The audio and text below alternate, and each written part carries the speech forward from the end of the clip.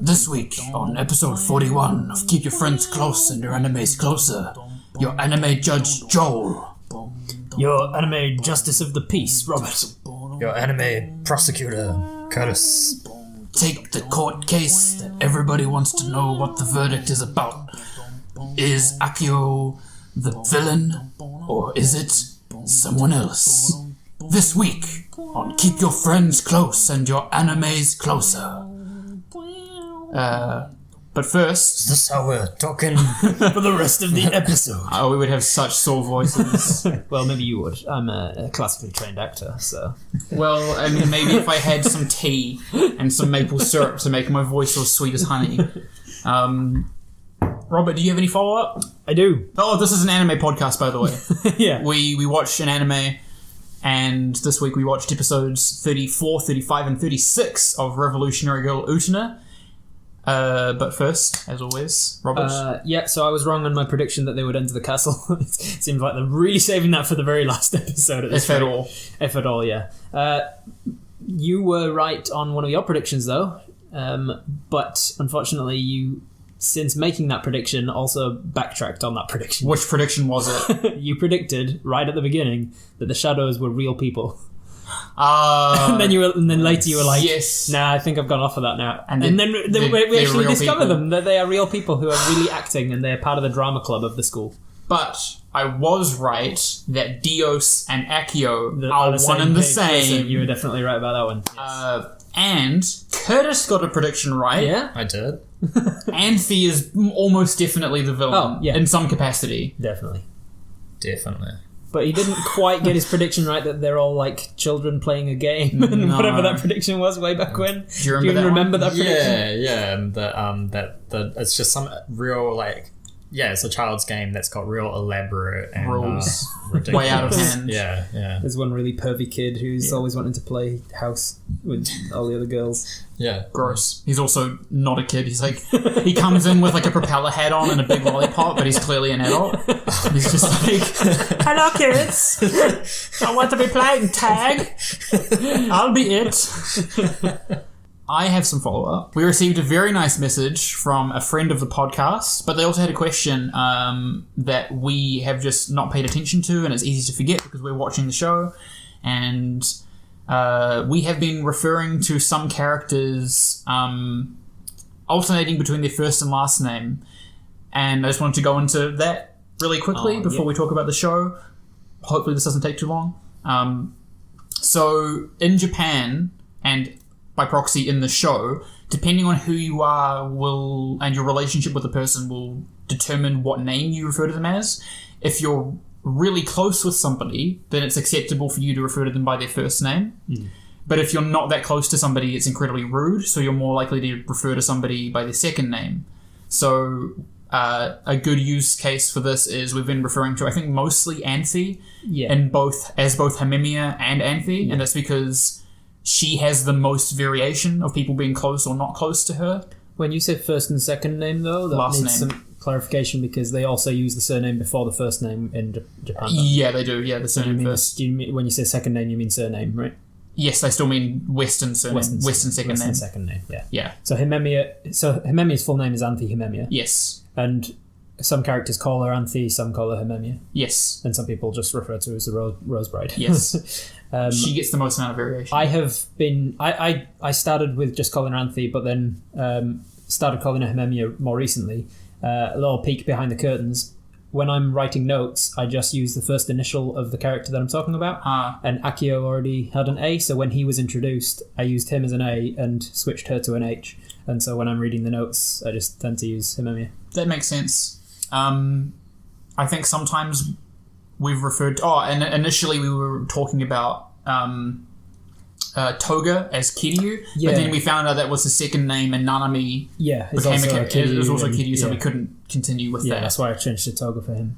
And also, there was Kozue introduced, and she was the K. So exactly. To become a T. Yeah.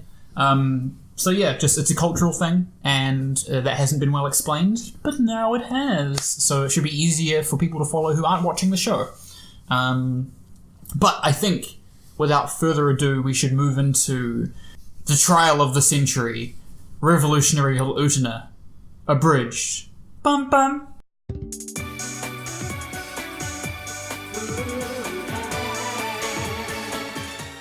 Exhibit 34. Prosecutor, the title? The Rose Crest. Memi gets dressed post-coitus while Akio is talking about discovering a comet and refusing to name it, as doing so makes it his property and stars belong to no one. He goes back on his word to name it after his fiancée. The Shadows, they're revealed in person talking to Utena. They're asking her to join their drama club and they convince her to at least come and watch a play tomorrow night. Wakaba asks Utena to pick out a photograph that she likes, and there aren't any of Himemiya, so she... We should maybe mention that there aren't just like two black shadow silhouettes attacking Utena. Yeah, sorry. I refer to them as the Shadows because that's all we've known them as. They are real people, but we don't see their faces. I think the fans refer to them as A-Con and B-Con. Yeah, right. And then C-Con for the third one.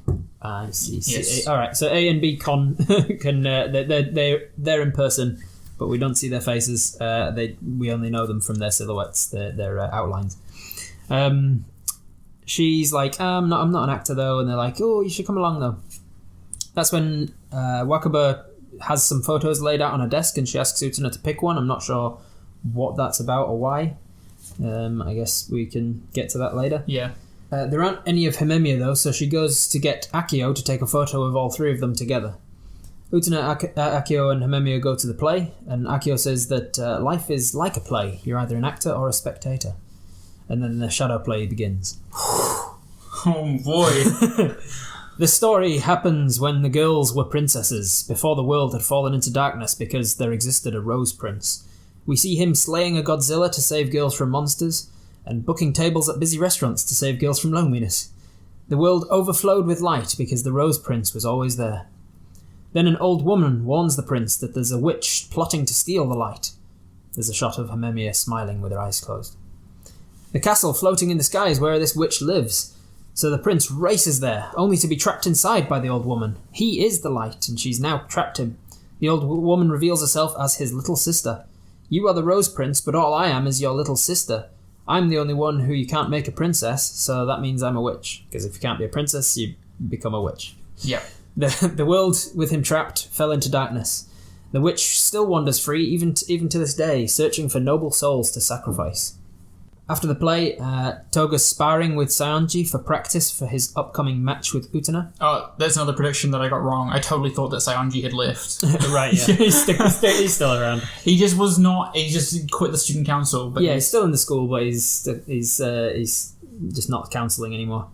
The fact that Utena is continuing to win the fights, even without the Sword of Dios, is causing someone some concern. He says that she is no ordinary girl. When she was younger, she saw something eternal. Himemiya excuses herself off to bed, while Akio pours tea for Utena. He puts the creeps on her, asking all about her ring and her love for the prince, and whether it's still there. She doesn't remember much about how she got the ring. Flashback. Prince Dios finds her in the coffin and then leads her to the silhouette of a woman, a witch. We do see his face for the first time. Yeah. We actually get to see the prince walking around and doing stuff. This was an important scene. I lost the plot. And what does he look like? He looks like Akio, a young Akio. He looks like a young Akio. He's got the same hair colour. He's got the same skin colour. It's slightly lighter. He's got but that happens as you age. Your hair colour tends to get darker and then goes white. And he's got the forehead spot as well. He leads her to the silhouette of a woman, a witch, a rose bride, who is suspended by spikes all shoved through her body as she writhes in pain, unable to die. It is her punishment for taking away the prince. Flashback within a flashback. Prince Dios lies exhausted on some hay in a cabin while his sister Anthy comforts him, and the villagers are swarming outside, demanding he come and fight and save their daughters. She begs him not to fight as he'll die. She exits the cabin and tells them that he belongs to her alone now and he is no longer here. The villagers... She has trapped him. Yes. They don't bother to check this. No, they don't check anything. They're just like, oh no, you evil witch! And then they impale her on swords. Back in the outer flashback, Dios tells Utena that she sacrificed herself to save him, even though she was the only one who truly loved him. The prince she loves is not the prince she knew anymore. And he starts aging in the flashback, which is like, what is this Inception?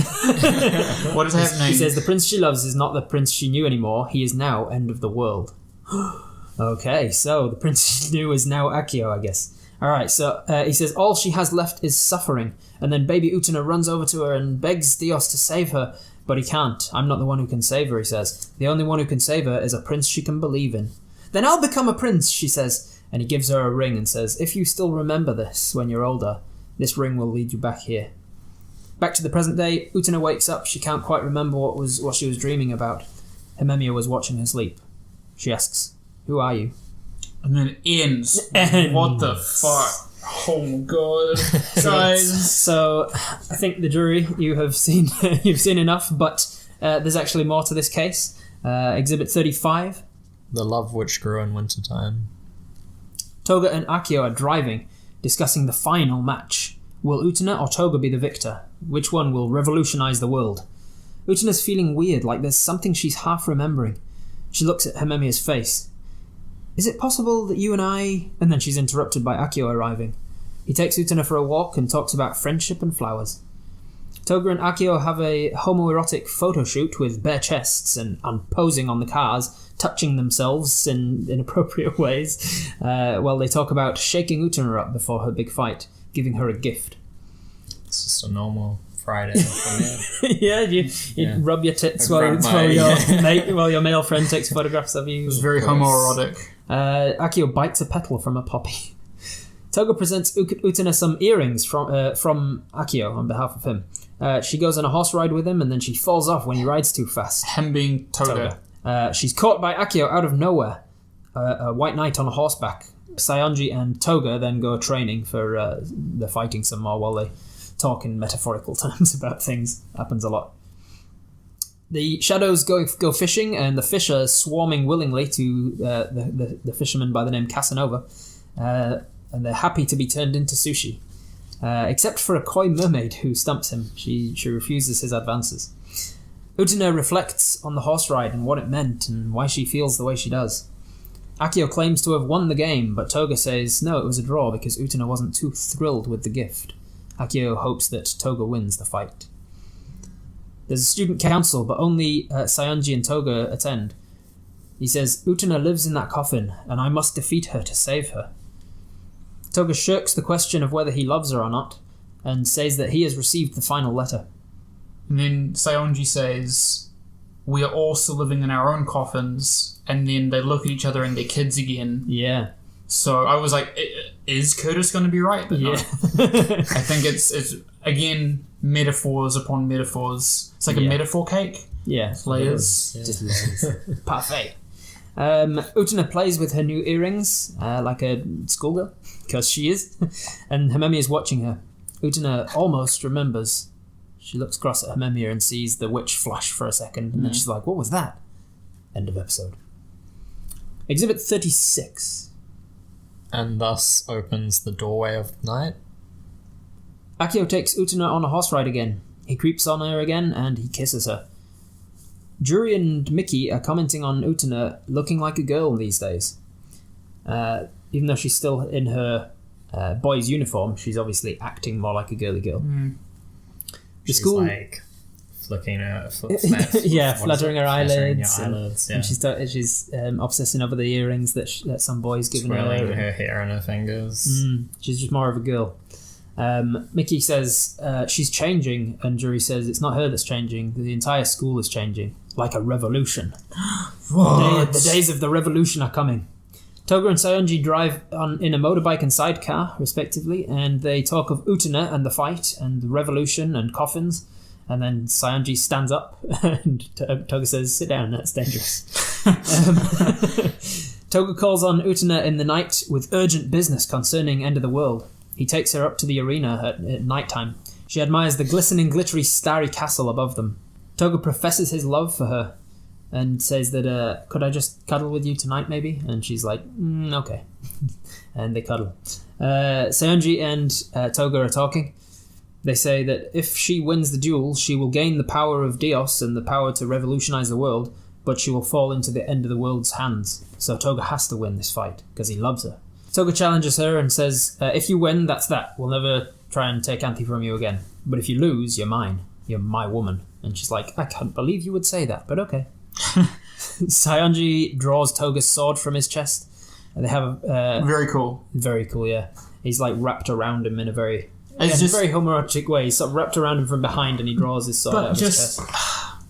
Saionji hasn't been in it. I really like Saionji. I like that he's back because I do like him as a character. Yeah, and I like that we were kind of speculating as to who would pull Toga's sword. We were like, would it be Nanami? Would it be somebody else?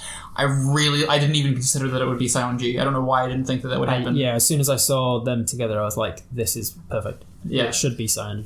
He was such an asshole to... Toga was such an asshole to Saionji. Yeah. Why would... Saionji's just a fool. I think it's... we'll get into falling that. For all those tricks. So they start to fight. Toga and Utena have a tender moment mid-fight about how many times have we done this? And he says, this is the third. And she says, it feels like dozens. Amemiya runs her fingers along the shaft, and Utena uses that new powerful sword to cut all of the cars in two as they fly off of the arena. Cool visuals. Very cool. Sorry, what was that? I said cool visuals. Can somebody get this judge a glass of water, please? She wins the fight, and then she says, well, that's it then. You said you'd never come after her again. But Toga, lying on the ground, says, my last bit of advice. This means that you now have the power to revolutionize the world, but don't let your guard down around Akio or the Rose Bride. She goes... She says, he says the end of the world or the Rose Bride. Yeah. She doesn't know that he's... Oh, sorry, yeah, I said Akio. No, he says end of the world. Utena, back at home, she falls asleep on top of the covers while talking to Anthy, and she wakes up in the night to find that Anthy Himemi is missing. So she walks out into the lounge to see where she is, and she sees her standing up, stark naked, with Akio. And then Anthy looks Utena dead in the eyes. Yeah. And then it ends. So, ladies and gentlemen of the jury, Akio is a piece of shit. Rest my case. Allow us to deliberate. This was a rough 3 episodes that I feel like didn't give us enough answers, but I loved it. It started out with that first episode. I'm like, oh fuck yeah, we're gonna get answers. It's gonna start answering things. Yeah. And then the next episode, I was like, it didn't really say anything more than the previous one did. Just introducing more stuff to the very end. Yeah. So I don't know. It's I enjoyed them. They were very dense. Lots to take notes on. Lots to think about. Lots to deliberate on what the fuck it means. Yeah, I'm excited to see the final 3 episodes. Mm-hmm. Can't wait to watch those. I really enjoyed the episode 34 with all the flashbacks and the sort of the change, the additional sort of story to this classic Prince tale. Yeah. So let's dig deeper into that, shall we? So the episode opens with crop cut shots of Akio and Anthy putting their clothes back on after doing the dirty deed, and the tone is different than it has been in the past.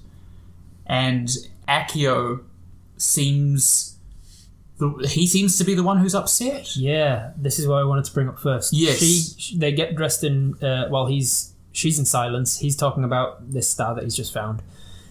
And then she leaves, and as she leaves, she says, "Good night, big brother." And his response is, "Must you still torture me?"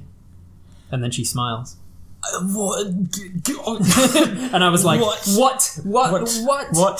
Yeah. So, I mean, that's pretty damning. And then we get to play. But before we move before we move on to that, it has also been pointed out to me by another friend of the podcast that it's not an observatory; it's a projector.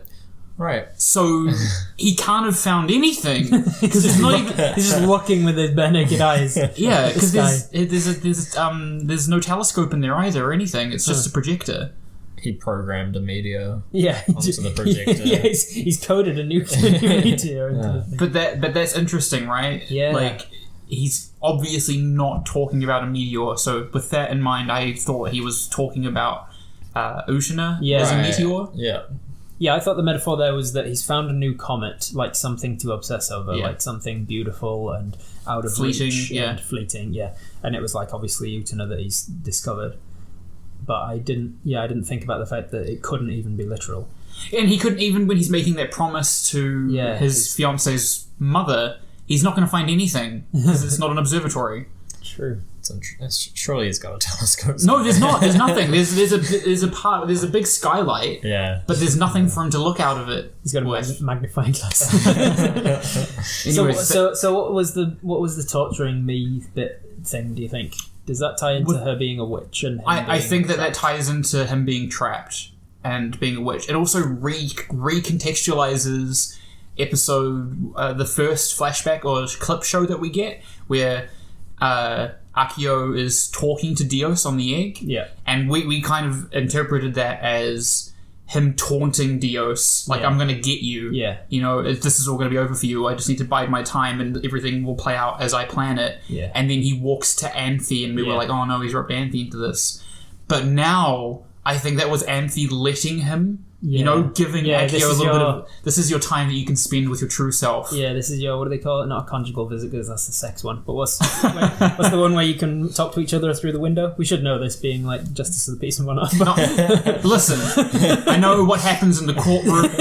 not in the prisons. After it goes out of my court, it's none of my business. Yeah, it was Anthy giving him that face-to-face moment with his lawyer through the glass and being like, hey, you can talk to him about, hey, yeah, I'm gonna free you, don't worry. Yeah. I'm working on that case. It really recontextualizes Akio as a character, although we still don't.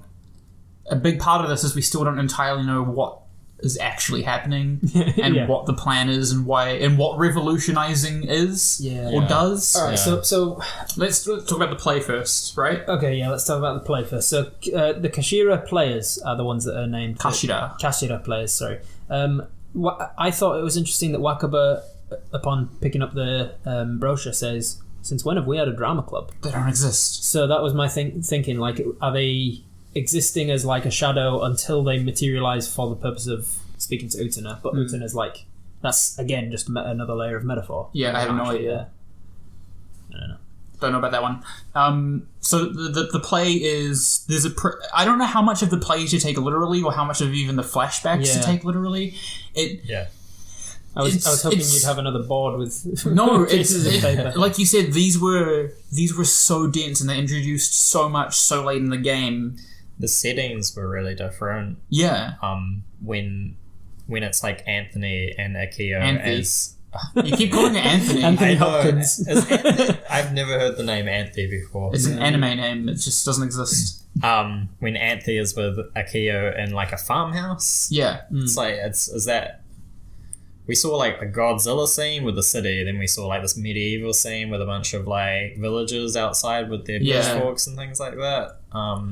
So, all right. So is it literal that there's like an actual fantasy element to it now, and she was a witch and he was a prince and stuff, or is that metaphorical? That, but it was like because it says back when girls used to be princesses and boys used to be princes, sort of thing. So it was like, is it somebody going, oh, when boys used to be chivalrous, or is it like saying literally that there was a prince that would save girls from monsters? We have to speak with authority because that's how people listen to you. I was gonna say, because you know how like it's a common nickname for a father to call their daughter a princess when she's really little, right? Oh, you're my princess. So back when, and it doesn't mean all girls, but you know, back when we were young, we had the Rose Prince who was the older brother. That's a possibility. Because I don't think it's making a statement about chivalry. I don't think that there's enough other context in the show to suggest that. There hasn't been a running theme. No. We've had playboys, but it's not been, the focus hasn't been on them not being chivalrous. It's just been this person's bad. Yeah. It's been a lot more to do with age and growing up and coming to terms with the reality of the world. Yeah. So using princes and princesses as a like that's a run through metaphor, right? Like fairy tales and fantasy often have stories of princes and princesses, and when you're a kid, you don't have both feet in reality, so you're still a princess. You can still play in that fairy tale make believe land, but then eventually you are no longer a princess or a prince and you have to grow up? I don't know. At one point, when she reveals herself to be his little sister during the play. Yes. When the old woman takes off her robe and her nose, and it's his little sister, and she says, "That's right. I'm a witch now because I couldn't be a princess." And I was like, this doesn't seem like a good message to be putting out there to anyone, let alone little girls, that either you're a princess or you'll be a witch. Like, no, I don't think that it's a general statement. I do think that it is a story about Anthy and her brother Dios or Dios Akio. Their relationship. Maybe it's even that he became she's a little princess. She's a little girl who wants to be a princess, and she sees her older brother fawning over other girls, and so out of jealousy, she traps him. And I don't know how much of that to take literally, because I mean, it seems to be alluding to the fact that it is literal, because Dios is trapped in a fairy tale castle that we've seen. But how? But like, okay, so like, how would your sister, or how would a family member trap him, like in an egg? Oh right, okay. No, sorry, of course. That is the weird line with the show, is that like it seems like the print, like it was like all metaphors and stuff, but now it seems like it's getting really literal. Well, this is what I said a few episodes ago with that Nanami egg filler episode, and I was like, it seems like they had a writer's room full of people, half of whom were thinking about metaphors, and the other half didn't realise they were talking about metaphors and started to write it as if it's literal, and then it's just all got convoluted together. Yeah. I don't know. I don't know what to take from the play. I think what you were saying with the princess and prince, and like the show is kind of about growth. Yeah. I think maybe it's kind of like portraying this princess idea as being sort of ingrained in culture or societies. I don't know how it will end, but is it really just a bunch of bullshit? You know, like Utena can be a prince if she wants to be a prince. Yeah. She can rescue Anthy, it seems. Yeah. Because, okay, so that's another thing, right? The way that we see Anthy get trapped as the witch is she gets literally impaled. Well, is it literal? Literal within the metaphor. Literal within the metaphorical flashback. She gets impaled by people with swords, and so she's trapped in eternal suffering. That's the other thing, right? So Utena gets shown. The whole thing is that when Utena was a child in the coffin, she saw something eternal, and that is what's made her special. And then we see what the eternal thing is, and it's Anthy's suffering. Yeah. And she promises to Anthy at that moment, "I will become a prince one day to save you from this eternal suffering." Yes. So the only way that I can think of to look at this and have an argument for it is that she is emotionally trapped. And not by her brother. Like, she's emotionally trapped and stunted herself. She's trapped and not allowing herself to grow. And because she is Anthy, this is Anthy. Yeah. And the trapping that she's done of her brother is she's become reliant on him. You know, so it would be like if say you had a sick sibling, right, and you had a life that you wanted to move on to, but now you can't because you have to look after your sick younger sibling, and now you've had to become an adult, and they've, you know, and trapped is a harsh word, but that's how the show was treating it. So Anthy is purposefully not growing up for whatever reason, because she's had some past trauma, and because she's had that past trauma, she's reliant on Akio as a caregiver and a support giver, and she's trapped him into this physical, apparently, relationship that he wants to move out from but isn't able to. It's so hard to know, because it feels like they're trying to just do a 180 twist. So don't think about what they were intending, and it could be a total 180 twist. But does that make sense? Right? That's the only way that I can make an argument for it. Yeah, I can definitely see what you're saying. It ties in with everything else. But it just doesn't tie in with some of the scenes where we've seen Akio and how he handles Anthy, like roughhousing her and stuff, and when she's like being like, "Oh no, not today" or whatever, and he pulls her into him and stuff. We've seen him being the abusive one in the relationship. And then they're trying to like just twist it in one episode. Bam! Actually, she's the one that's abusive. I totally hear what you're saying, and I agree to an extent. But could it be that her reluctance, this is a first for her, because she might maybe we never saw it previously, but maybe she was really into it, but as she started to become more attached to Utena, she's become more reluctant, and so he's not expecting her to be reluctant, and so when she's he thinks that she's playing coy. Right. That could be one way of interpreting it. Yeah, we honestly don't have that much to go on, and we're starting to pull at hairs. Yeah. Whatever. The light, him being the light. So in the play it says, when she's trapped him in the cage, she says, "You're the Rose Prince, and all I am is your little sister." And when it says Rose Prince, it cuts to a shot of the audience, and there's a spotlight on Akio.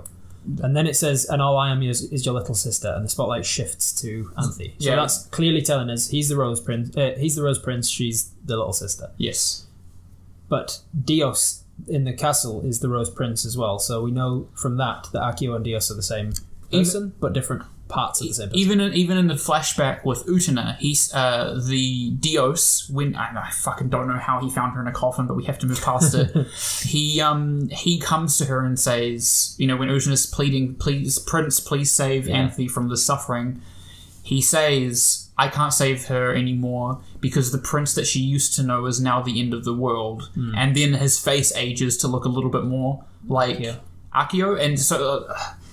Just for visual representation, in the flashback within a flashback, confusing I know, but the flashback that we see in the old-timey village where Anthy gets impaled with swords, Dios looks to be about, 14? Yeah. He looks a bit like Mickey's age, like 13, 14. And then he looks like 13, 14 when he's approaching Utena as well. Yeah. And then when he says... the prince has become the end of the world, he looks about 18.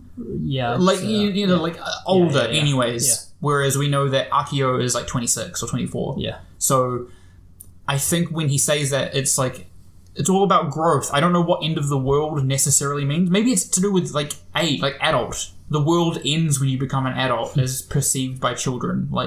And your world kind of does end, right? Sure. Yeah. Like when you fantasy world does, the imagination world. Well, even moving out of high school and going into the real. People call it the real. Oh my god! I clicked it.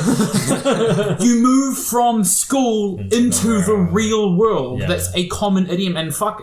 Oh, this is an Anglo-centric. I feel like that would be common though. Surely they have a similar thing in Japanese. That's it.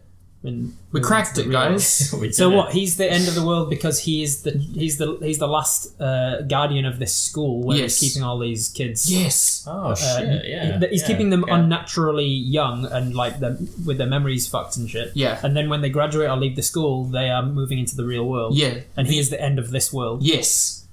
Huh. Oh my god. So Akio and Dios split characters portraying the same character, different aspects of the same character.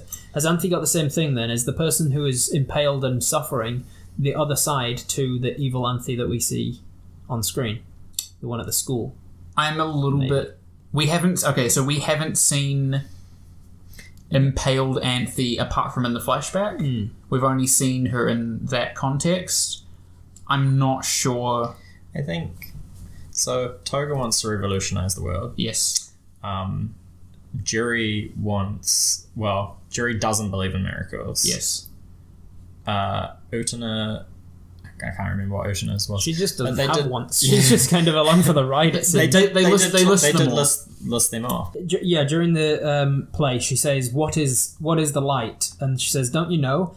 That which is eternal," and it shows a silhouette of Saionji.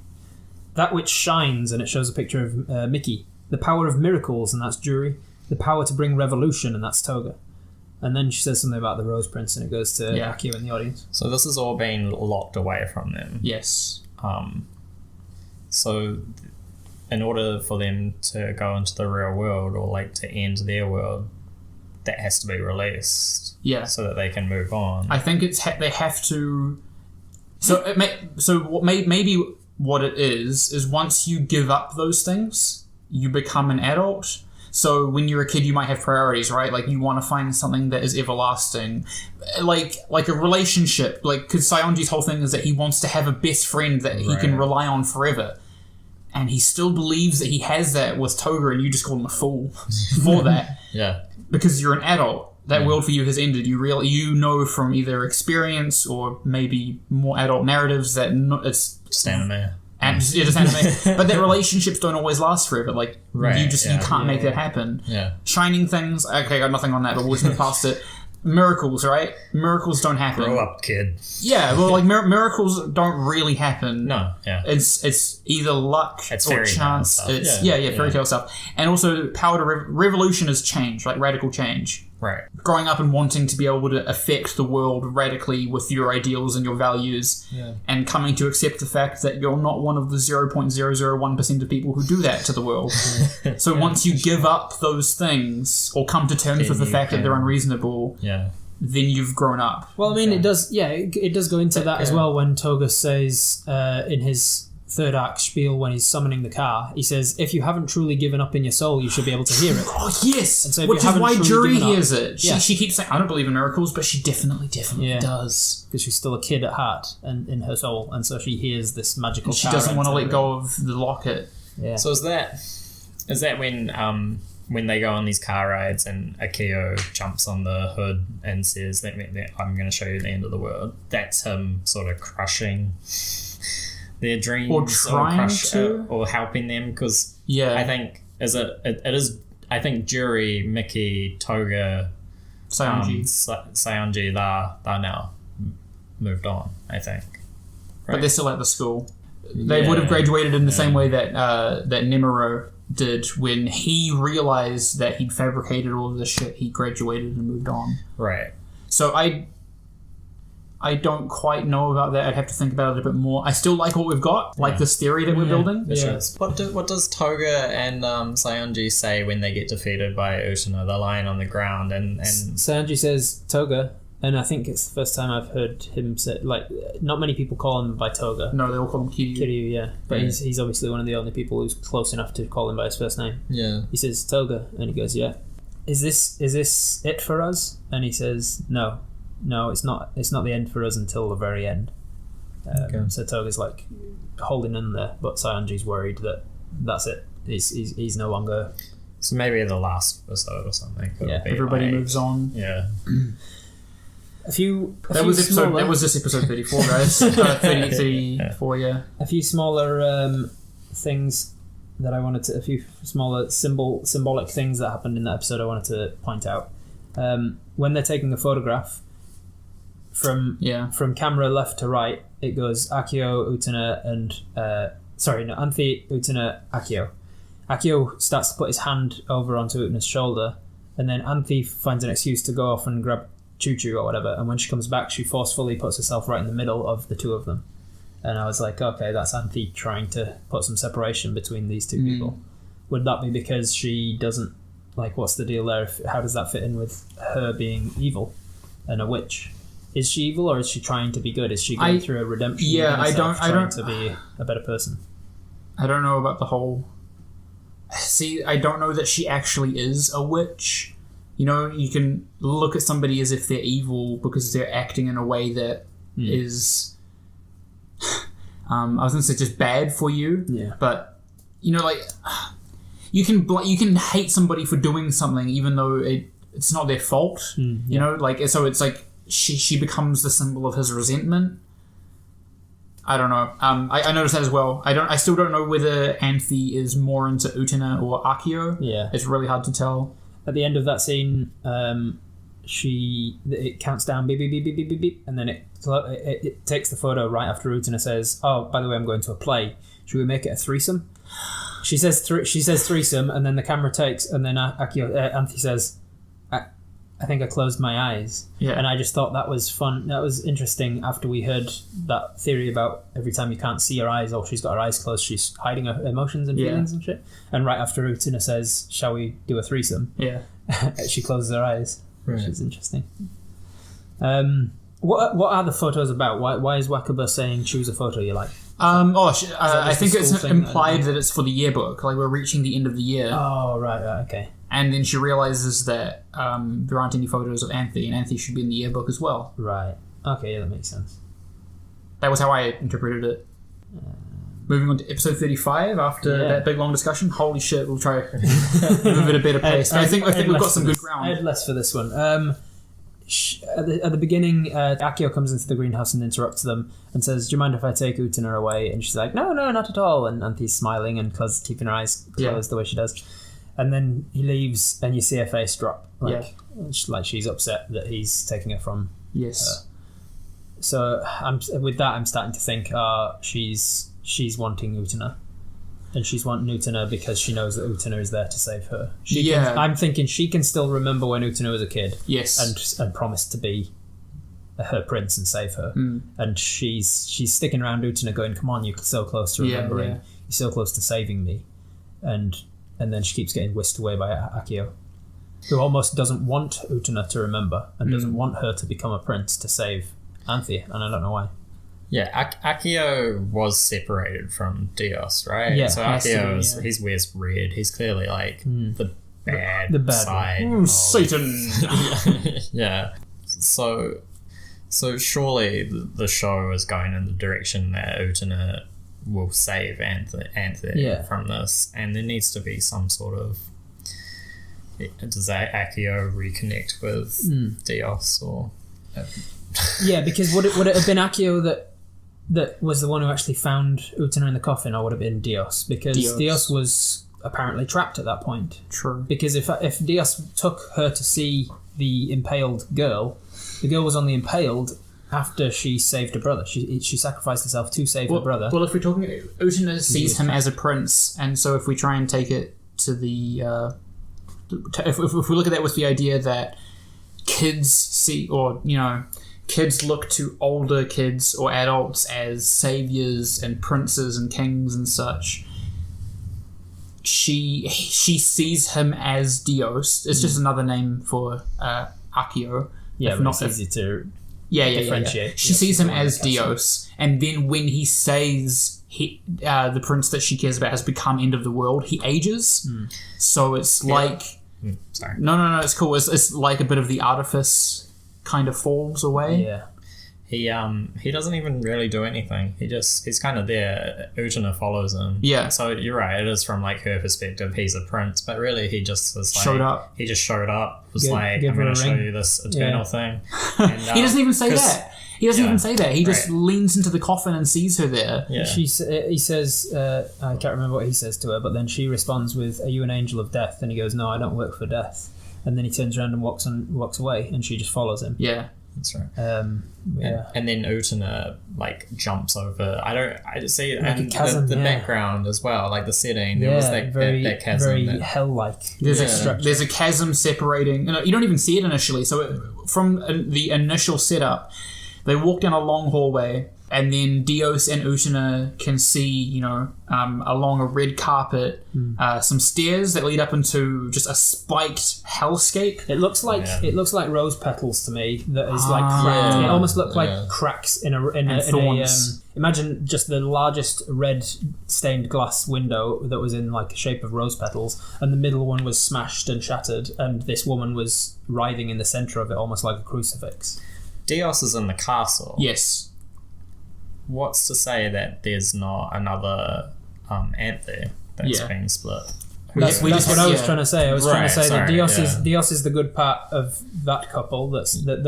He's the good part of the brother that has been put in the castle, and Anthy is the good part of. The impaled one is the good part of the sister that's been imprisoned. Right. And the bad parts of both of those are Akio and Himemiya. So we see this stained glass girl writhing, and then when Utena tries to get closer, it does a top-down view, and we see that there's a large chasm separating essentially like a concrete block, and then the red carpet that leads up to the impaled Anthy. And then when Utena tries to pull her out, she gets deflected by magic force fields. And then you guys were talking, and then I forgot because I couldn't hold two thoughts in my brain because it's the size of a walnut. It has to be a very dense walnut to get all of this show into it. It's kind of why I'm looking forward to the end, the last 3 episodes, because I to I look up some I theories. don't think that there will be. I think this is going to be dense metaphor right at the end, and it's up to everybody to just be like, okay, what was that about? Interpret what it was. Sort of thing. No, this isn't going to be a whole thing, but maybe we see the good and the bad part, right? Of like Dios being the good part, Akio being the bad part of the person. What if it's just their innocence? What if it's just a metaphor for them having lost their, like, not in a sexual way, but like they've just lost whatever it was that made them fantastic or fantasy-like, you know? They lost the thing that made them a prince. And so he can't get Dios back, and he's now just Akio? I don't know, maybe he's trying to get back his innocence or his naivete. Then why do we see him talking to him while he's sitting on a It's a metaphor, guy, come on. It's a metaphor. Anyways, I don't know if that's a thing. Right, and then Anthy's been sort of holding on to this trauma. Yeah. So what? Oh, he has his innocence trapped, and she is holding on to her trauma. Like he's lost it. He's had his whatever it was that made him. Maybe like the thing that makes you not cynical. What's the opposite of cynicism? Optimism. Yeah, I don't know. He's had his optimism trapped, and she's had trauma that she's holding on to. It still does feel like he interrupts every time Utena gets close to remembering, and so it seems like he's trying to actively avoid. Yeah, I know. I don't have much to back that up. That was just a quick thought, and we'll find out in 3 episodes. So he says to Toga, hey, give her a gift. Say it's from me. It doesn't matter what it is. I just want you to shake her up, effectively. And Toga says, she's not easily bought with gifts. I tried with a dress once, and she didn't like it. Just do it. And so he gives her some earrings. When he hands over the earrings, he suddenly just has a large carrot in his hand. And I was like, so firstly, is like a carrot a symbol for anything that you carrot know on of? a stick. That was the only thing I could think of. Carrot being, but I was like, oh, that's an English idiom to be like the carrot and the stick. I got a Bugs Bunny vibe. Yeah. I didn't know if it was like carrots mean something in anime. Even before that, though, he says, I bought her a dress and she didn't really take it well. And Akio's reply to that is, well, remember, this is the girl who has held onto a ring from a person who she doesn't know the name of and can't remember 7 years ago. Yeah. So she does like gifts. While they're lounging about in cacti. Yeah. I don't know what the deal with the cacti was. Especially because one of them blooms at the end of the scene. I don't know what the cacti symbology was. We have to move past it.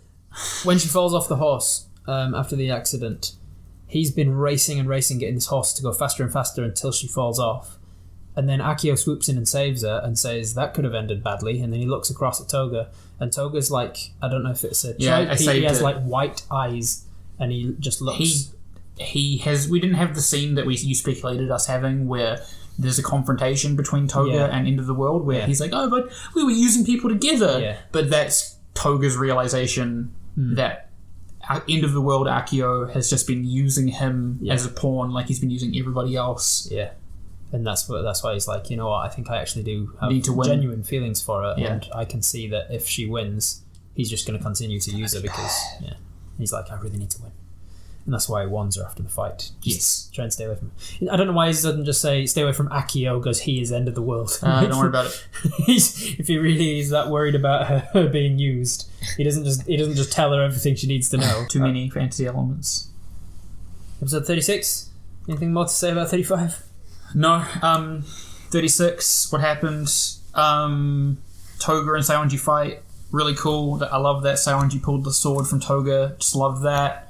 All about that. Loved Utena slicing up all those cars. Loved that. Was cool. And Utena saw Anthy and Akio together getting their fuck on.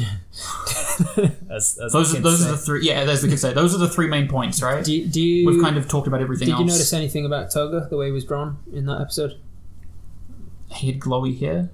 No. He just looked a lot younger to me. Like, the way that he was drawn in the entire episode, I don't know if it was a different animator and it was unintentional or whether it was saying something, but he looked very young. I noticed, like, the difference, and but I have noticed that throughout the series, is that the characters change. Right. So it might have just been a different animators, yeah. Did she sleep with Toga? Did you get that impression? No. No? No, I don't think they did.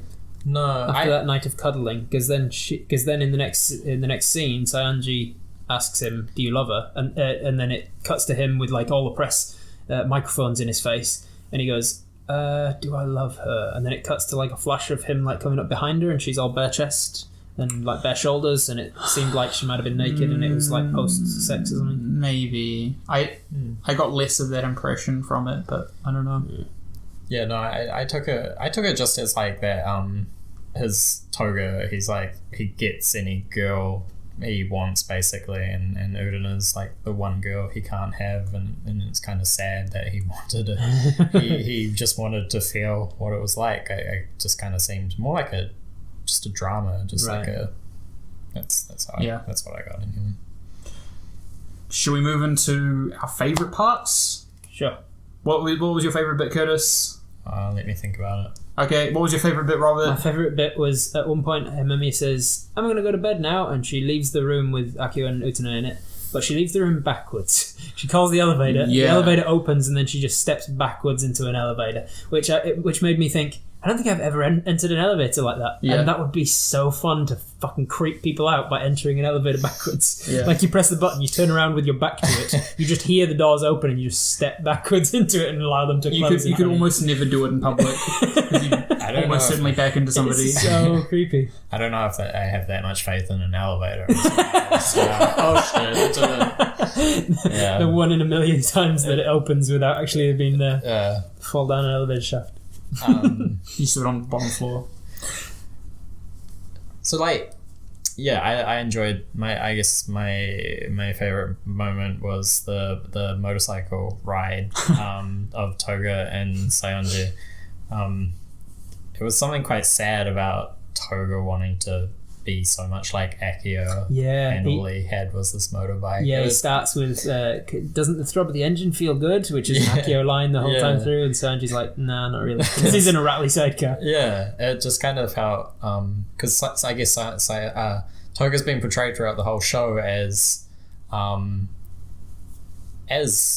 almost like an equal to Akio, I feel like, and this time you saw like he's just really a kid who's trying to mimic him. And that was the first time that I suddenly twigged the age difference between them. Yeah. Because we talk about the age difference between Akio and his victims a lot, but we don't talk about the fact that Akio's 24 and Toga's 17. There's still a huge 7-year age difference, and that's a big 7 years. Yeah. It's good shit. I really liked the fight between Sayonji and Toga. No, with Sayonji pulling the sword out of Toga and Toga's fight with Utena. I just thought it's the most different fight that we've seen in a little while. The cars were behaving completely differently. Utena was slicing them all in half. Yeah. And there was that, like you say, that tender moment. I loved everything about the fight. It was a fantastic fight. Also, a thing that I forgot to bring up, but I'll do it now. Choo-choo. Chu in Japanese is the onomatopoeia for a kissing sound. Oh. In the same way that moi would be the one for English. So he's like, that's essentially what his name is. Oh. Cute. Didn't they? I feel like maybe they said something like that when, like, really early when Mickey is talking about it and she's like, it's not choo choo, it's choo choo. Yeah. And doesn't he say something about kissy sounds or something, Maybe. I don't know. And then when she lays in bed with her brother and she says choo choo, it's like kiss. Anyways, predictions. Come on, Curtis. Last time you're going to be able to make any predictions. Yeah. You've had 36 episodes of prep. What is this all leading up to? How's it going to end? Yeah. You guys say something. Okay. I'm going to say that there'll be a big final battle. One final fight. That'll be pretty much the entirety of the first half of the last episode, I think. Something around there. So that they've still got a little time afterwards to wrap up. Okay. But it'll be between her and perhaps Anthy. Okay. I think that Anthy might actually fight. And I think the arena will collapse after the fight is over. And you'll see like that regular shot where you can see it kind of at an angle and the arena's floating up and you can see the castle above it. And the entire thing will just... the castle might fall down onto it and it'll collapse and it'll be awesome. I know that you just mentioned that Anthy is, like, oh, come on, Utena, please, you're so close, but Akio's getting in the way. I don't know if you noticed this, but there was a note on the bed when Utena gets up. there was a letter, a sealed letter that Choo Choo was holding on to. Oh, no, I didn't. So I think that she was told to go to the observatory and the letter was written by Anthy. I think Anthy has all of a sudden chickened out and gotten cold feet, and she has purposefully exposed her relationship with Akio to Utena to scare her away. And I think there's going to be no more fighting. I don't think there's going to be any more fighting. I think that Utena is going to leave the house, and like there will be a big reconciliation at the end where Anthy well like I don't know what is going to happen. Okay, so like there's a bit of middle ground where Utena leaves the house, and then there's a reconciliation. I don't know how or why or when or who, but they do end up back together. Utena and Anthy? Utena and Anthy, yeah. Like, whether that's Anthy kind of apologizes or Utena, confronts her about it. But that will be the fight. Like, there'll be a confrontation between Utena and Anthy about what the hell is going on with their relationship.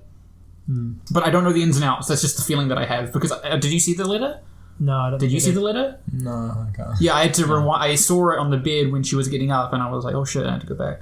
But there was definitely a letter. So that's like my open prediction. letter? Like No, like an envelope that had been sealed. And that's when she's like waking up. Oh, where's Himemia? Yeah, and it does a top-down view of their beds. There's Choo Choo on Anthy's bed with a letter. Like, he's not standing, he's not holding it. You reckon it was from Anthy saying, come to the lounge? Yeah. And then she's just like standing there naked all night going, fuck, I hope she wakes up. I hope she wakes up, man. Yeah. There's only so much I can do in this striptease to keep Akio entertained. She has very long hair. Yeah. She does, yeah. It's interesting the differences in the drawing styles when it changes to maybe a more like sensual sort of shot. Like, suddenly the hair is more curly and changed, wavy, and their eyes are. It's a totally different drawing style. It's got that, I guess, like eroticism or something to it. Their eyes have always like kind of creeped me out when they do real close-ups of their eyes, because they don't have pupils. They just have enormous, very colourful irises with like just odd white spots in them that are meant to be, I don't know. Reflection. Yeah, but the light. It's creepy. So what's your prediction, Curtis? So Utena's walked in and seen what they're doing. I think that'll trigger like the memory of Anthy being tortured. I don't know how they'll get to this, but I predict like the final battle will be Utena having chosen Anthy, Akio not wanting to be with Utena, and so the final battle will be between Utena and Akio for the Rose Bride. Final boss battle. Yeah. Right on. Oh, it would be cool if the final battle was between Akio and Anthy. And Dios comes down and pulls Akio's sword out of his own chest. Yeah. And they fuse. Yeah. I don't know. It's weird because Dios has been going into Utena's body. The spirit of Dios. So, yeah. Don't know. That's so much. We're really looking forward to how this is going to end. Yeah. I hope that you are excited as well. Don't spoil it, please. But for now, we're going to move into a Weeb in review.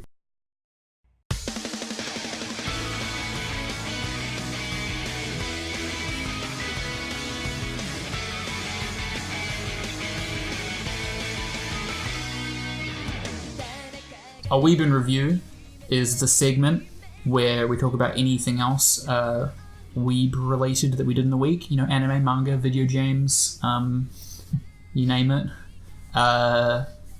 Nobody else did anything this week. Don't have time, man. I'm full into exam period right now. Excuses. No, it's. I understand everybody's busy, but hopefully you don't mind listening to me talk about stuff. Last week was basically all first impressions and no deep thoughts about anything. So this week I thought it would be good to talk about something in a little bit more depth. And the episode where I mentioned it the first time is not live anymore, so it's good to readdress it. One of my favourite shows, Kill La Kill. And this be a new segment called Deep Thoughts with Joe. Deep thoughts. Deep. We'll come up with a Deep thoughts. regment. That's deep. Ooh. Go deeper. We'll try to think about it. Go deeper. If you can think of a pun, is there like outsource your pun? Well, we've got to move right on past that. Anyways, I have been rewatching Kill la Kill. I haven't seen it since it came out, but I remember really enjoying it, and I love the work that director has done. Namely, he did a little bit of work on Neon Genesis on some of the episodes, and he also did Space Patrol Lulaco and Tinker Top and Gurren Lagann, which Robert and Curtis have both seen. So if for those of you who don't know, Kill la Kill is a series about a high school that rules the town that it is in. The town is like on a hill. The more important you are in the high school, the more important your social ranking is in the society outside of the school. So you have the student council at the top with their 3-star uniforms, because the uniforms give you magic powers, because of course they fucking do. Yeah. You've got 2-star uniforms, which are usually like club leaders, like leader of the tennis club, leader of the whatever else the fuck club. And then you've got 1-star students who are club members, that kind of thing, active, involved in the school. And then you have 0-star students, which are like the juveniles and the lazy students who don't do anything. So the main character, Matoi Ryuku, shows up at school. She's a transfer student, and somebody has killed her dad, and the leads have led her to this school. She carries with her scissors? Just imagine breaking scissors in half, and that you use one half as a sword, but like sword length, not scissor length. Okay with that, as long as she doesn't run with it. Yeah. Well, she runs with it and she fights with it. Anyways, the show is about her taking on... It's like the first half of the series is like a tournament, right? Like, or fighting stronger and stronger opponents, working her way through the student council to get to the student president, because she lets on in the first episode that she might know something. And if you can defeat everybody, then maybe I'll tell you. If you're lucky. Rivalry ensues. It's a spin on the magical girl genre because, of course, the main character gets a god robe, which is more powerful than all of the school uniforms, but only if you can use it properly. And when she wears it, she does a magical transformation, which makes her tits all jiggle. It's very exhibitionist, and they do acknowledge it all the time. They're like, "Oh, you're exhibitionist." And she's like, "I'm not. I don't get to choose what it looks like." It's funny. I've seen people say, it's a commentary on like wearable technology or our reliance on technology, because it does do a little bit of like the ramifications on relying on something to improve your natural abilities instead of relying on your own skill. Yeah. There's a little bit of that. It's not what I want to talk about. I want to talk about the deeper themes. It's a fun, action, ecchi series, and there are deeper themes to it. There's also themes of family, but what I really wanted to talk about, the reason I wanted to bring it up, was I'm really appreciating how they're animating the show, and I haven't seen a lot of people talk about the animation. Of course, people say the animation is amazing, but I think I've cottoned on to how they get away with these amazing moments of Sakuga, and I'll show Sakuga being like quick bursts of vastly improved animation quality.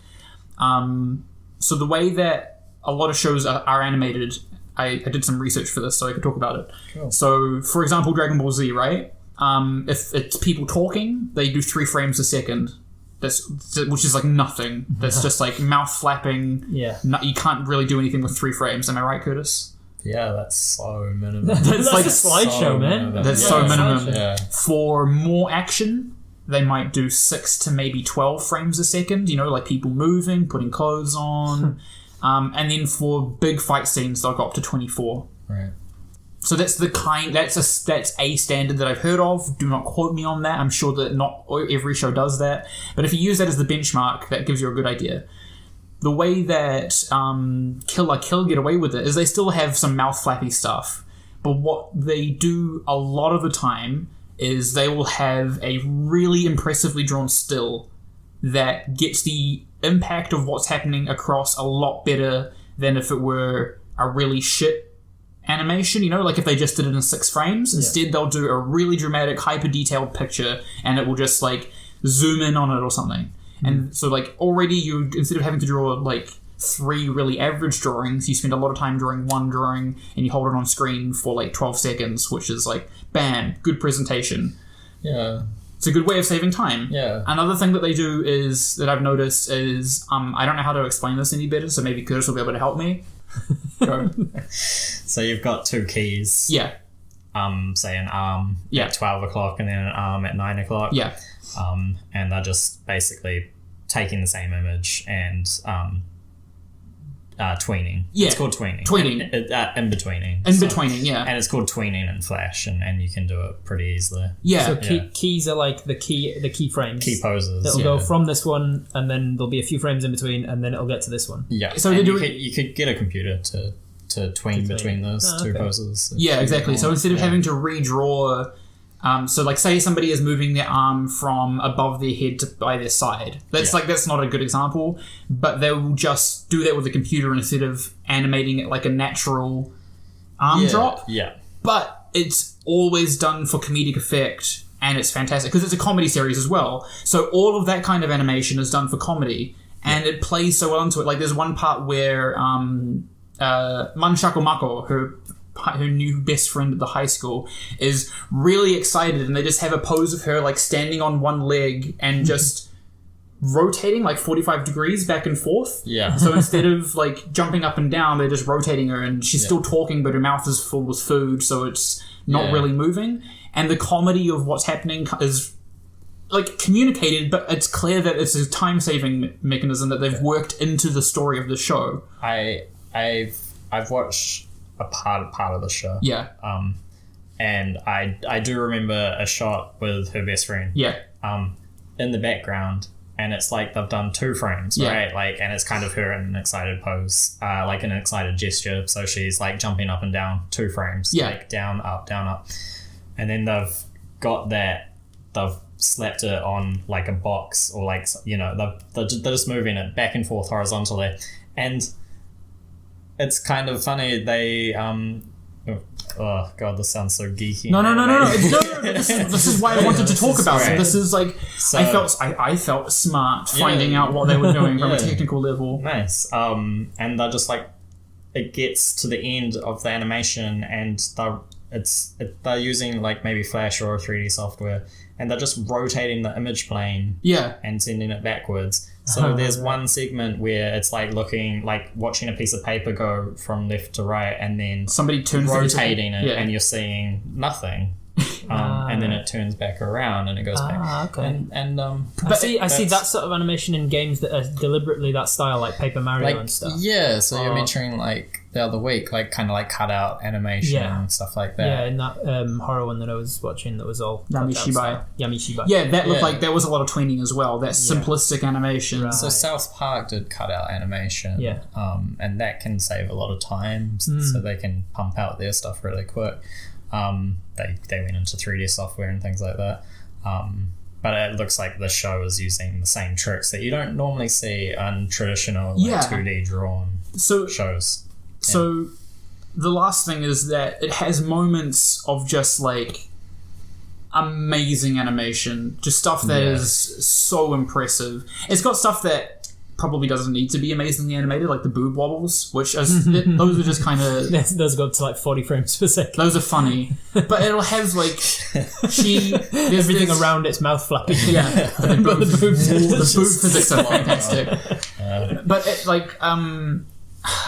it's hard to think of specific examples without giving too much away. But like some of the fight scenes are just amazing. But there's one thing that always happens where... So it's like a sword... it's like a scissor blade.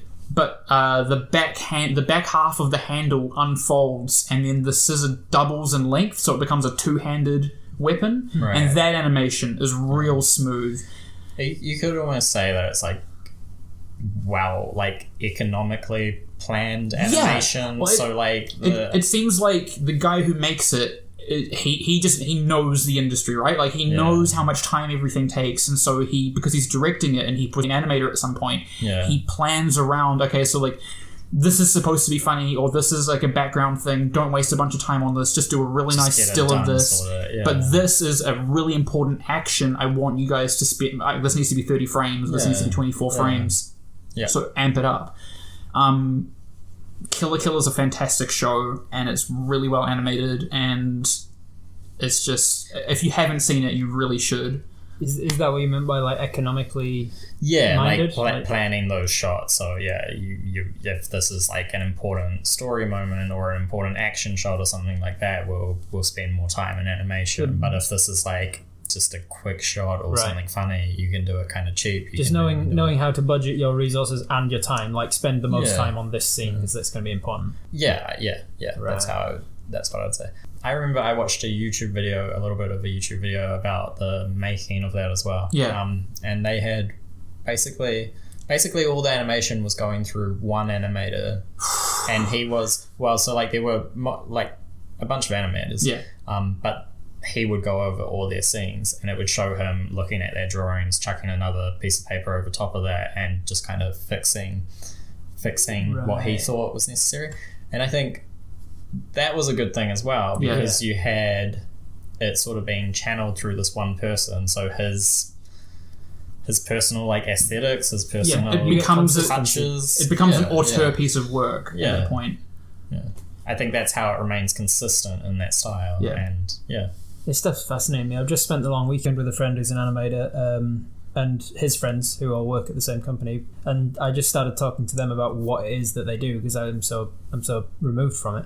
And one of them was saying, I'm on the storyboarding team, and another one was on the compositing team, and so he was telling me like what they all do and what stages it has to go through to get an animation made, and it was all foreign to me, so it was interesting to find out. I'm fascinated with all this, but I'm now starting to see, now that I've watched quite a bit of anime, I'm starting to see a lot of the like typically anime tropes in animation style. I mean, the anime styles must have come about from the fact that it makes it easier and faster and cheaper to animate. Like the fact that they'll like, if they're surprised or if they suddenly change emotion, they'll just jump with no like tweening, I suppose. Yeah, they'll just jump from like standing up to sitting down, slouching, or they'll be like, ooh, and there's weird faces that they just jump to, because it's like a cool style and it's very anime.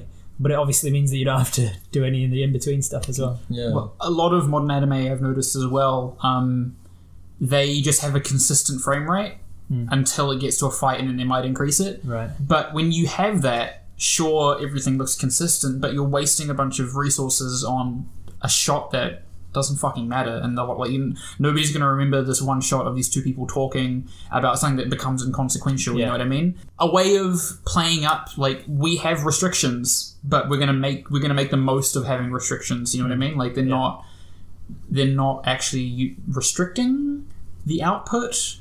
That wasn't articulate. Does that make sense? So like, they have financial restrictions on how much they can feasibly achieve, and time restrictions as well. Like, this has to be out.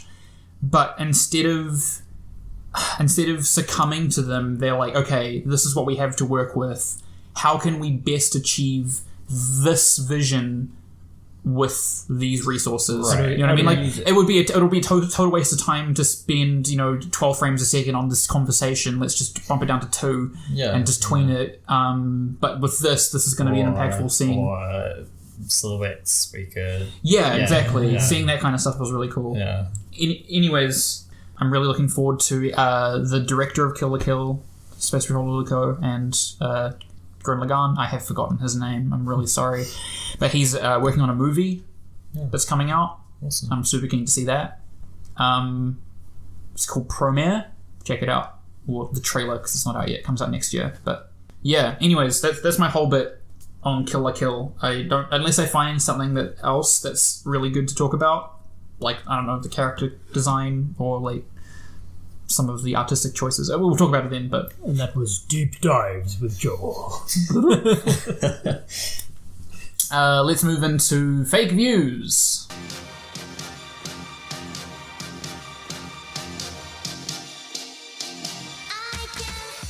So, fake views is the segment where I say some anime that is real and some anime that is fake, and Robert and Curtis have to guess, and I get to laugh at them because I know more.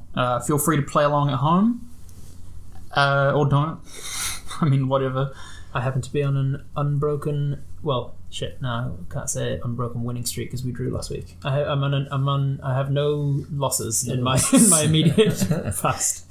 As far as you can remember. As far as I can remember. There was that one time that Curtis trounced you. So yeah, I do not recollect. Okay. I'll take politician's answer. Not to my recollection. Okay. I lost. First anime. After recovering from a very long breakup, the main character has gone through a series of seemingly meaningless relationships until one day he meets a girl. She seems poised to change everything, but not without her fair share of trials. So, what sort of a show would it be? Slice of life, I guess. It's a slice of life shonen show aimed at boys. I don't have anything to go on, but I'm going to say fake. I don't know why. I'll say true. That one's fake. Yeah! Scott Pilgrim. Right. I haven't seen it. I knew. It's a comic book, so you can read it My first thought was, for some reason I was reminded of 500 Days of Summer. No. I guess that could work. And I was like, it's not quite the same. He didn't have a breakup. No. I couldn't really remember what happened in that. I almost said she has 7 deadly exes. Would that have made you think it was real? No, I would have known Scott Pilgrim. Would you have known? Yeah. Damn it. Yeah. Well, I'm glad I didn't. So tricked one of you. Anyways, moving on to the second anime. A wealthy bachelor uses his fortune to develop machines to fight crime in his home city. With the help of his butler and an android, he must light the darkness of his city. I don't know what's so funny. Well, apart from the android, he's just describing Batman. Don't know what you're talking about. What's this character? Light in the darkness. Fat Man? Yeah, Batman. I haven't heard of him. He's like a bat who's a man. What are you going to say? Is he double bluffing us? Has he found an anime that's similar enough? I mean, there could be an anime. We can't collude. I'm going to say real. I'm going to say he's found an anime that's effectively Batman. And he's like, hey, this sounds like him. That sounds a lot like... I want to say fake. This one's real. Yes! Oh shit, you're right. Nice. And do you know what's even better about this show? It's a mecha series. Oh, when I said machines, I should have said mecha. I don't know why I thought I was going to give it away. You guys haven't heard of it. This is The Big O, which was directly inspired by 1994's The Animated Batman series. Ah, cool. Very similar style, and I've heard, again, nothing but good things, but just no time to see it. It looks very fucking cool, and it's my shit, because it's mechs. How long is it? 24 episodes. Okay, so Season 4. Season 4. No, it'd be season 6. I don't think we have enough time to do one this year, but possibly. Really weird thing about the production of The Big O is they did the first season and it flopped in Japan, but was just massively popular in the West. So for some reason they decided to target it more to a Western audience, which ended up making it less appealing. Right. Do you know what I mean? Like, they liked it anyway. They liked... It was popular already, so they were like, oh, we'll try and make it more popular over there. And it was like, no, you changed it. Now we don't like it. Yeah, right, yeah. When you catered to... Yeah. Stupid stuff. Anyways. What is it called? The Big O. The Big O. I'm not sure what O means, or what the O is representative of. In the distant future, King Baldy hunts people for their hair. He captures innocent bystanders and shaves them. The hero must use his nose hair to fight the king and save the space future. Space future. Space future at the end. It's in space. It's in the fucking future. King Baldy shaving people to steal their hair. I'm going to say fake, but I do think there's something there. Okay. And I think it could be an anime. It's going to be real from me. That one's real. Yeah, 3 for 3. There you go. Oh, shit. Bo. Classic series. Don't know if you guys seen it. It's a comedy series. Oh, I thought it would have been a drama. Yeah, I know. What's it called? Bo. Yeah. Look it up. Guy fights. He's black. He's got a blonde afro, and he fights crime with nose hair. Black with a blonde afro. He wears sunglasses. Like, is his nose hair prehensile? Yeah. Yeah? He can control it at will. Oh, good lord. Who the fuck comes up with... We haven't had one like that in a little while. No, I think the closest we had haven't. was the girl whose parents died and then she skinned a fish and turned it into a wand. Fish into a wand, yeah. Yeah. Anyways, that was fake views. Awesome. Let us know how well you did. we've already heard me talk for a really long time, but I do have to do a recommendation, so we're gonna hear me some more. Hear me some more.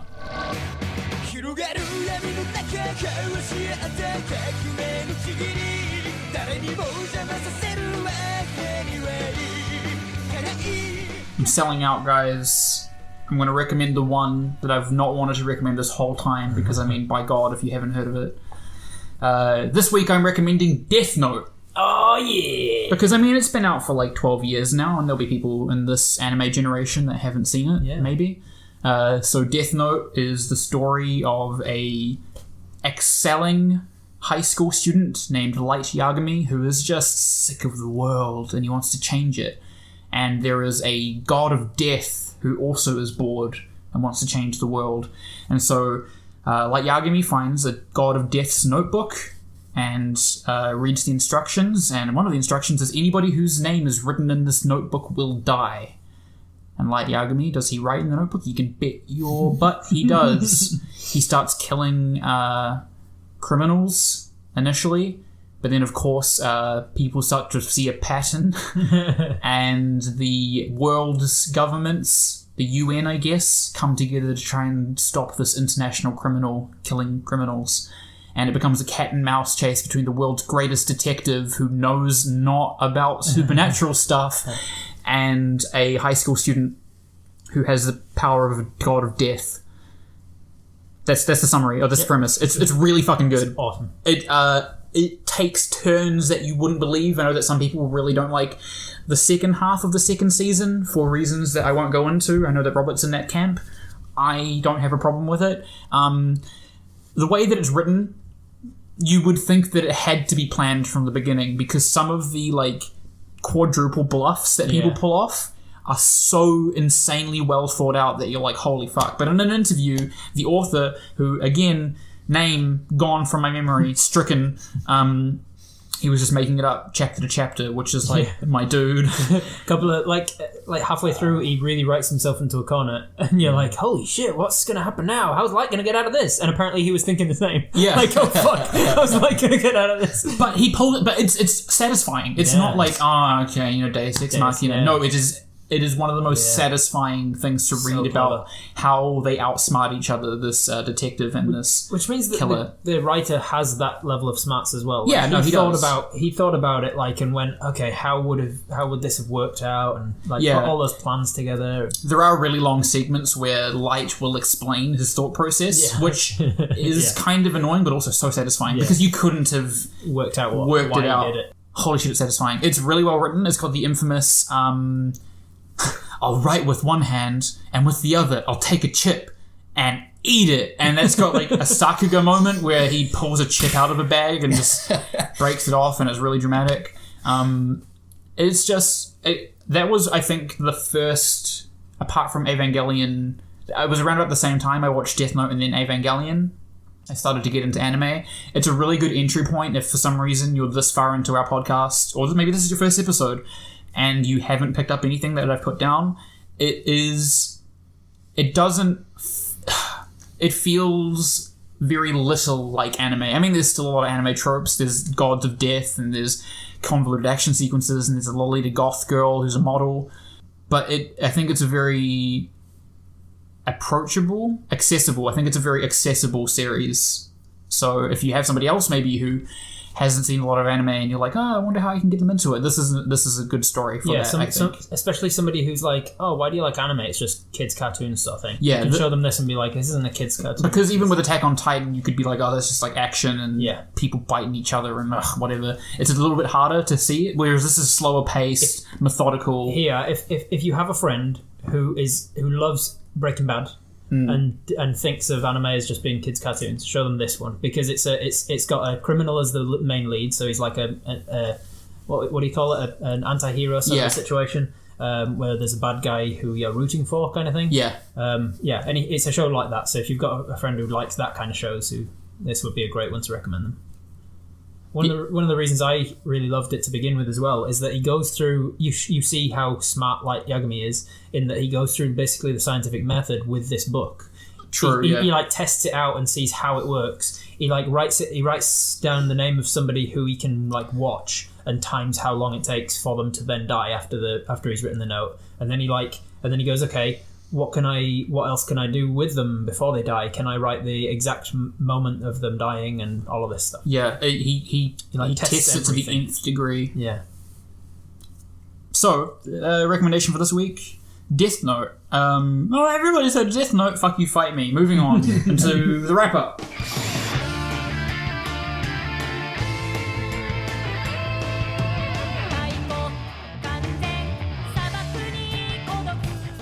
Give me a beat. This was a trial that was inconclusive. Next week we're going to have a jury conclusive.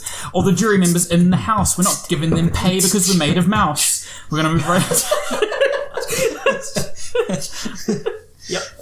Yep. The most important part that I've learned about rapping is that you have to rhyme. Yep. And if the first word that you think of doesn't make sense, it doesn't matter. It has to rhyme. Why isn't this a podcast about rap? Is there any market for like 10-second raps? But when you said that, I just had the image of like those singing birthday cards. Oh yeah, for sure. It's jingles. It's your birthday. It's just jingles, right? I could get into jingle writing. Yeah. If you have a jingle that you need written, Curtis, where could they get in contact with me? Twitter, Reddit, Facebook, YouTube, all those places. Or you can email us at KYFCaYAC@gmail.com. That's KYFCaYAC@gmail.com. Let us know how you think this will end, unless you know and then don't, because that'll be a spoiler. Yeah. Also, let us know of a good entry anime that you can think of that isn't like primarily like not Dragon Ball Z or Boku no Hero Academia. Something that you think is a little bit more maybe for adults. Not that you can't enjoy those shows. You know what I mean. We want to hear from you. Also, any corrections that you have or tips with getting good feedback from friends of the podcast. Another thing we want to hear from you is suggestions for what you think we should watch. We're coming up to the end of our season 3 now. That's right. We've seen... what have we seen, Robert? We've seen Shonen. We've seen Shoujo now. We've seen Seinen, have we? No, it was a slice of life period drama. Right, yes. Slice of life. So we haven't seen some Seinen. What's the other one? We don't want to see we haven't seen Ecchi. Yeah, so we have we don't want to watch a Josei for next. We want to break from the girly stuff. But we got Seinen, Ecchi, Mecha. What's the one where they're out of place? They've been transported to Isekai. That's the one. Mecha. What else have we got? Harem, Mecha, reverse harem, a mecha show. Maybe like a horror show, maybe like a horror mecha show, like scary robots that people can get inside of. Don't send me a show that is scary that has robots that people can't get inside of. Yeah. If they can't get inside the robot, then it's not a mecha. It's not a mecha. Obviously we have no preference. No. Unbiased. Any of those. Any suggestions we'd love to hear. And the genre that you all love, hentai. Yes. If you can find if it's got a good through line, it's got some character acts. Valkyrie Chronicle Mermaid, we could watch that one. But anyways, next week will be the final episode of Revolutionary Girl Utena for us. Episodes 37, 38, and 39, where we will deliberate and give our final verdict. But until next week, I have been your anime judge, Joel, as always. I was your anime justice of the peace, Robert. I was your anime prosecutor, Curtis.